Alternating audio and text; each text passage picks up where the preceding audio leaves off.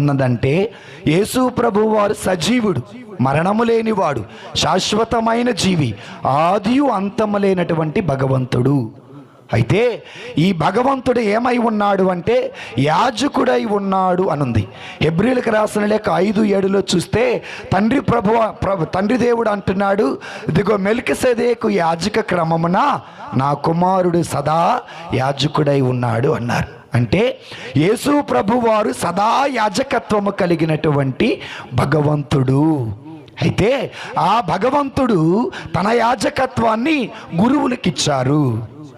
ప్రియమైన దేవుని బిడ్డలారా, మనము గమనించినట్లయితే నిర్గమాకాండంలో గమనించినట్లయితే అదిగో మోషే గారు అభిషేక తైలాన్ని తీసుకొని అహరోను గారిని అభిషేకించి అంటారు, వీరిని నేను దేవునికి అంకితము చేస్తున్నాను, వీరు అభిషక్తులు, వీరు పవిత్రమైన వారు, వీరు క్రీస్తు యాజకత్వములో పాలిభా